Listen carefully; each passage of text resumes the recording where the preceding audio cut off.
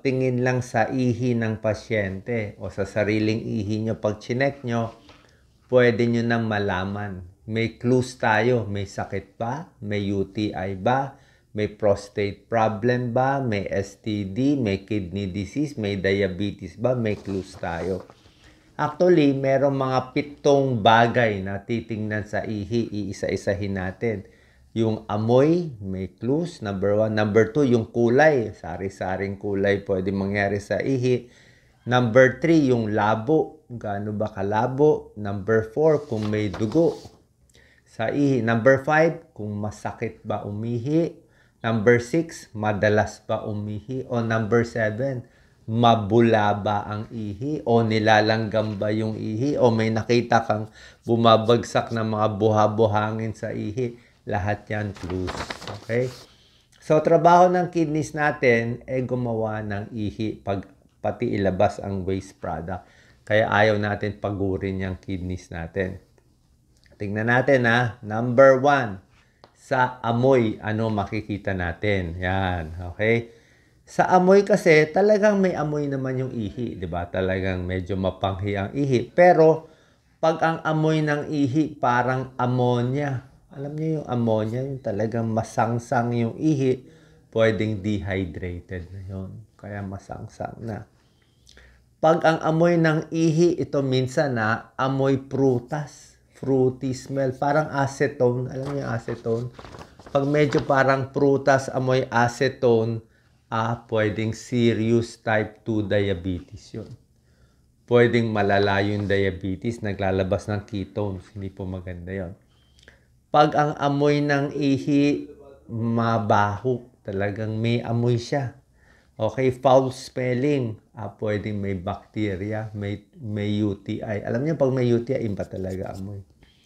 Yung iba, nagbabago yung amoy kung may antibiotic. Di ba pa ng antibiotic ka, may amoy din yung ihi mo. So, pwede rin yun sa antibiotic. So, sa amoy, meron ng clues. Number 2, sign, kulay. Diba? Ano ba kulay? Dapat ang kulay ng ihi, either light yellow o maputi-puti kung malakas ka uminom ng tubig. Diba? Pag ang ihi mo, medyo dark yellow na. Okay, dark yellow. So, baka dehydrated ka na konti. Pag ang ihi mo, medyo may pagka-yellow-orange na. May pagka-yellow-orange. Nako, super dehydrated ka na nun. Kung kailangan uminom ka ng maraming tubig. Pero kung yung ihi mo talagang orange, parang royal true orange o orange na prutas, ganun ang kulay, tingnan natin, pwedeng may liver problem o baka may nakain ka o may gamot kang iniinom. Pwede rin. Diba? Nagbabago kulay. Yung malakas sa vitamins, nasobrahan sa vitamins, nag-iiba ang kulay ng ihi, di ba? Yung marami kang vitamin B, parang yellow, di ba? Parang yellow-green ang ihi, parang very matingkad, di ba? So, pwedeng nasobrahan ka rin ng vitamins. Pink or red. Okay? Pag yung ihi mo, may pagka-pink kasi ang dugo naman, pag lumabas yung dugo sa ihi, bakit dumudugo yung sa ihi? Pwedeng may kidney stone, bato sa bato, pwedeng may mga bladder stone, meron mga kidney cancer, pwedeng may sugat. Pero yung dugo, minsan kasi hindi mo naman makikita na talaga mapula eh. Paano kasi maraming liquid, maraming tubig yung ihi. So, minsan pink lang siya. So, pag medyo pink, medyo red, baka dugo yun. Papa-urinalysis tayo. May pagkakataon yung ihi nagiging green na or blue. Green or blue. Ito, mga food dye. Baka may kinain kang kulay blue o kulay green. Or pwedeng meron ding bacteria. Yon. Pag ang ihi, dark brown. Ito, delikado to. Matagal walang ihi, tapos paglabas ng ihi, dark brown. Pwedeng kidney failure yun. Kidney failure or liver failure. O yung mga rhabdomyolysis, yung nabugbog, na hazing, o nag-boxing, suntukan, pasa-pasa. Yung muscle na sira, pumunta sa kidneys, nasisira yung kidneys, kaya brown, ang dark brown, parang maitim-itim nga yung kulay ng ihi. Delikado din yun. Kailangan marami kang tubig para hindi ka mag-kidney failure, mag-dialysis. So, yan, sa kulay, marami tayong clues. Next, number 3, sa labo. Gaano ba kalabo? Pag yung ihi, malabo-labo, di ba makikita mo, parang meron ka nakikitang malabo-labo doon. Pwedeng dehydrated, pwedeng may UTI. Baka may dugo, may nana, may white blood cell, kaya malabo-labo. STD, mga tulo, gonorrhea. So, naghahalo yung STD sa labo. 'Di ba? Minsan, baka may semilya. Pwede rin yun. May semilya hindi lumabas o baka hindi nalabas lahat ng semilya kaya lumabo-labo yun. Meron din ganon. Kidney stone, minsan malabo-labo. Diabetes, pwede rin lumabo. May infection sa puwerta ng babae. So, yung malabo, maraming possibilities. Pwedeng UTI, pwede ibang problem. Number 4, kung sinasabi ko yung medyo pink na parang dugo, yan ang pinag-usapan natin kanina, di ba? Minsan kasi, hindi rin nakikita yung dugo. Oo, hindi nakikita sa ihi. Pag pina-examine ang urinalysis. So, bukod sa pagtingin sa ihi, pwede rin tayo magpa-urinalysis. So, pa-check nyo urine, malalaman doon kung may dugo, may red blood cell. O, pag urinalysis, may red blood cell, may dugo yun. Pag urinalysis, maraming white blood cell, may infection yun. Okay? So, urinalysis, marami tayong makikita. Bakit may dugo sa ihi? Minsan may bato, kidney stone, pwede sa kidneys mismo o sa pantog mismo, sa bladder, kidney injury. Pwede ring malaking prostate, minsan may dugo, UTI, minsan rin may dugo. At syempre, pinakaayaw natin, kidney cancer and bladder cancer. Bihira lang naman ang kidney cancer, bladder cancer, pero ito bleeding din sa ihi. Nakikita sa urinalysis. Kasi sa tingin, baka medyo pink-pink lang. Number 5, na titingnan sa ihi.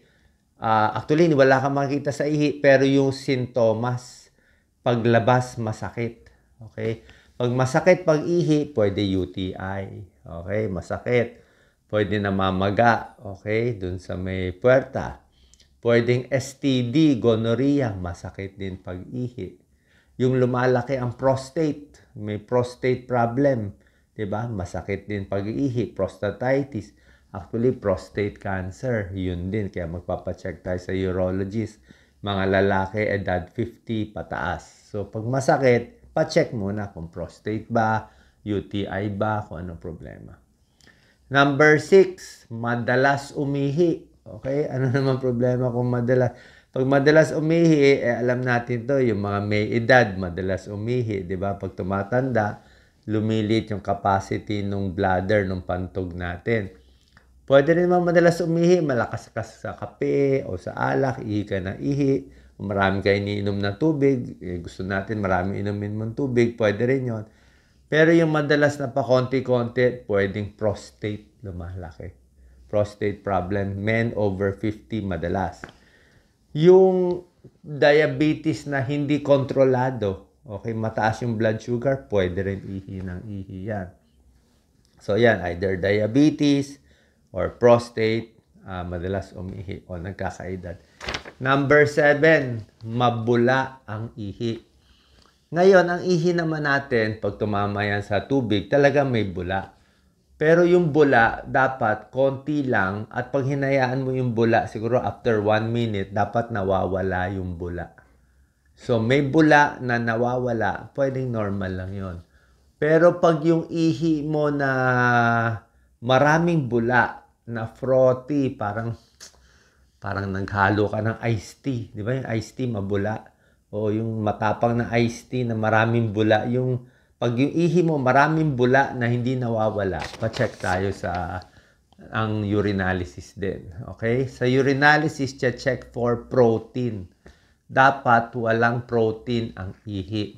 Ulitin ko, dapat walang protein ang ihi.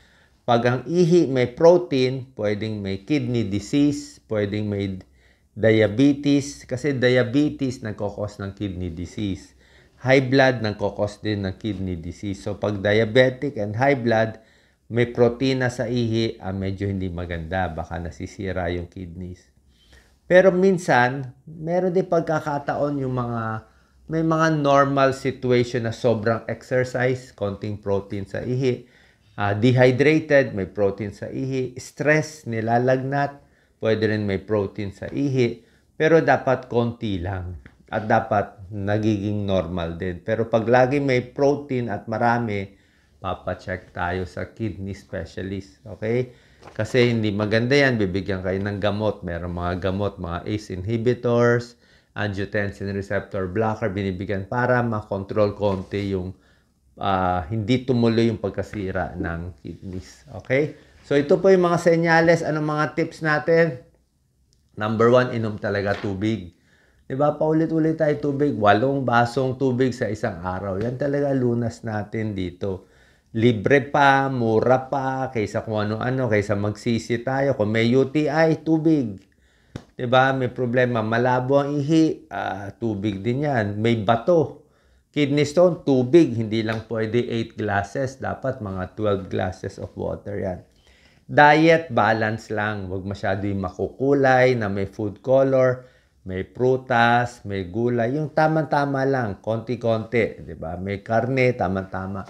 Huwag din sobra daming karne. Okay? Pwede may karne, pero hindi yung, let's say, isang buong chicken kinain mo o 5 pork chop, yun lang kinain mo. So, konting hinay-hinay lang.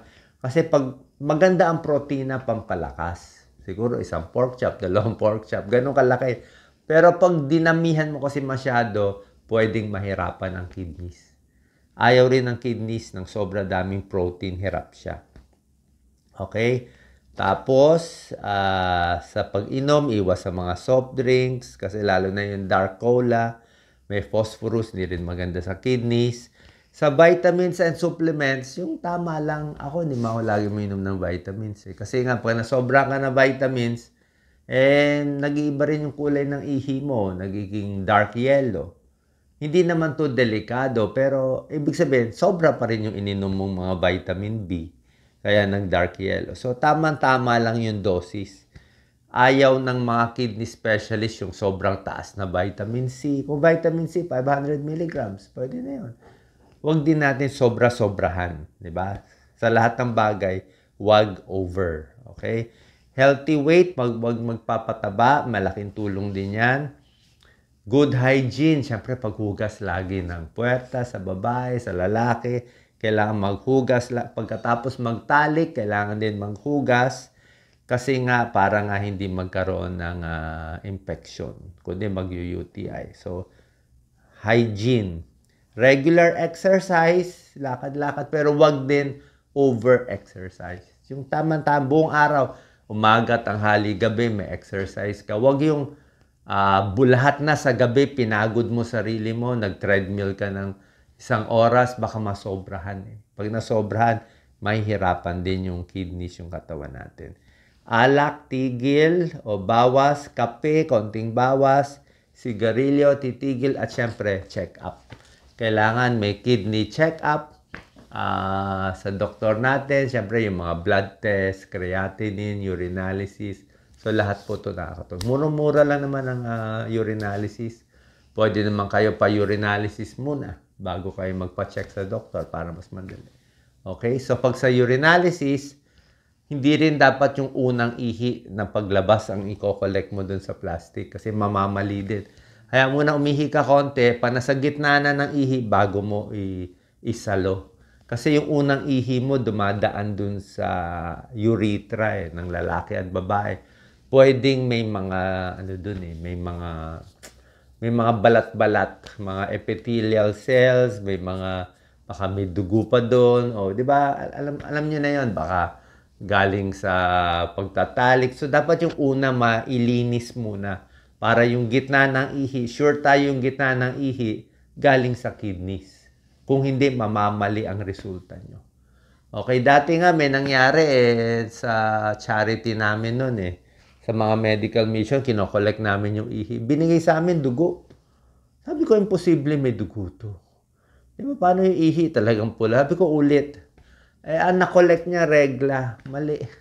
So, nung kinolect yung next, mas tama yung ihi. So, yung collection ng ihi, bago ipa-check urinalysis para malaman kung may sakit o hindi. Punta tayo sa kidney specialist or sa lalaki, mga urologist. Salamat po.